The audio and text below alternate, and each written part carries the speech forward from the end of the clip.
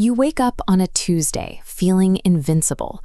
Your focus is sharp and you're moving through your tasks with total clarity. By Thursday, that momentum has vanished. You're exhausted, reactive, and every minor inconvenience feels like a personal attack. Most people experience these shifts as victims of their own biology or their environment. They assume their internal state is an unavoidable reaction to the weather, the economy, or the behavior of their colleagues. This creates a life lived in a defensive crouch.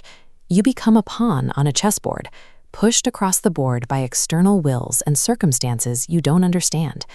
Escaping this cycle requires looking past the individual moves of the game. You have to learn the hidden mechanics that govern how the board actually operates. In 1908, a text called the Kybalion appeared, claiming to document a system of thought developed in ancient Egypt. These teachings are attributed to Hermes Trismegistus. He is described as the father of alchemy and astrology, a figure whose influence supposedly shaped the esoteric traditions of nearly every major civilization. The book's core argument rests on the principle of mentalism. It asserts that the solid, material universe we see is actually a mental creation held within an infinite living mind.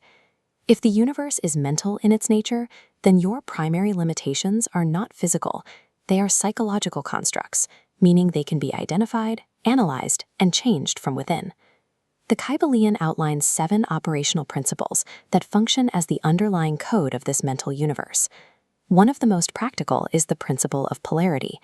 We usually categorize love and hate, or fear and courage, as distinct, unrelated opposites.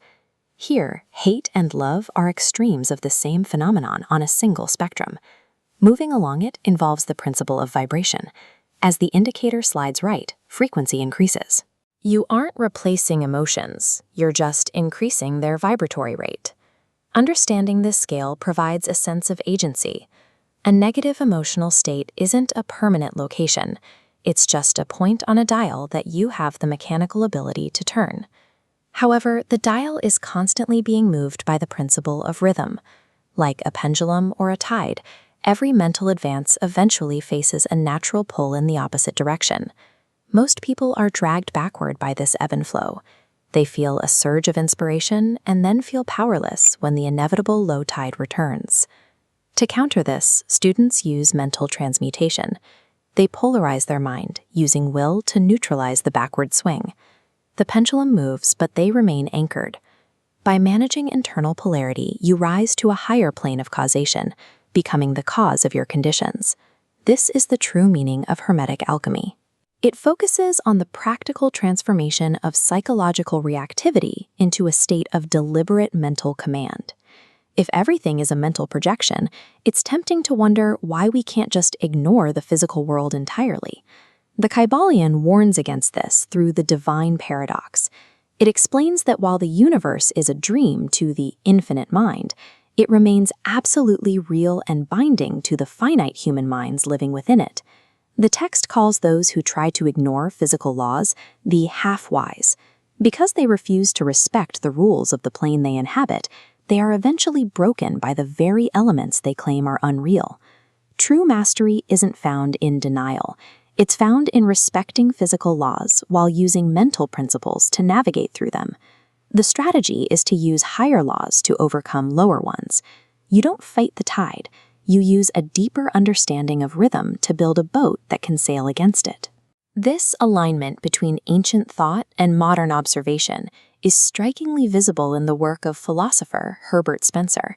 He postulated that all things proceed from an infinite and eternal energy, a concept that mirrors the Hermetic view of a universe driven by the energy of a single universal mind. This perspective shifts your role in the universe. You move from being a passive piece being pushed around the board to an active co-creator. You cannot escape the mechanics of the universe, but by mastering your internal polarity, you decide exactly how those mechanics affect the reality you experience.